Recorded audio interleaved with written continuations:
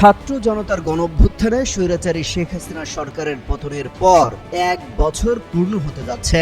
এরই মধ্যে দেশের রাজনীতিতে শঙ্কা উত্তেজনা সবই দেখা যাচ্ছে। নির্বাচন নিয়ে একদিকে যেমন প্রচারণা শুরু হয়েছে, অন্যদিকে নির্বাচন না হওয়ার শঙ্কাও করা হচ্ছে।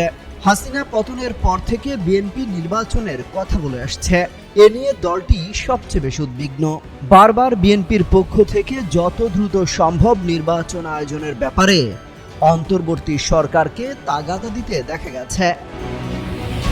এমন প্রেক্ষাপটে জুলাই গণঅভ্যুত্থান পরবর্তী বাংলাদেশ নির্বাচনের প্রস্তুতি নিয়ে বিএনপির মহাসচিব মির্জা ফখরুল ইসলাম আলমগীরকে প্রশ্ন করা হয়, এত বড় দলে প্রার্থী বাছাই কিভাবে করা হবে, কারা মনোনয়ন পাবে, সেসব বিষয়ে গণমাধ্যমের প্রশ্নের জবাব দেন তিনি। জাতীয় নির্বাচন ঘিরে প্রার্থী বাছাই চলছে কিনা এমন প্রশ্নে মির্জা ফখরুল ইসলাম আলমগীর বলেন, এগুলোর ব্যাপারে সার্ভে করা হচ্ছে, সম্ভাব্য প্রার্থীদের বিষয়ে খোঁজ খবর নেওয়া হচ্ছে।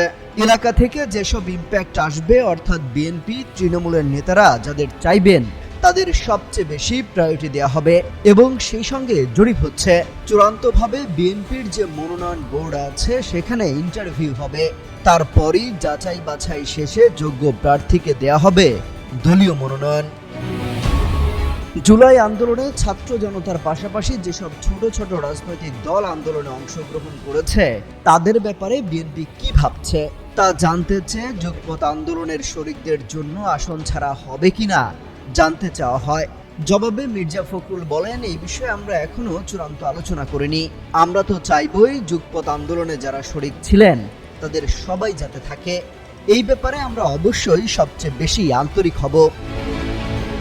আওয়ামী লীগ ছাড়া নির্বাচন একপেশে হবে কিনা এমন প্রশ্নের জবাবে ফখরুল বলেন, জামায়াত আছে, এনসিপি আছে, তারাও বড় দল, সমস্যার কিছু দেখেন না তিনি।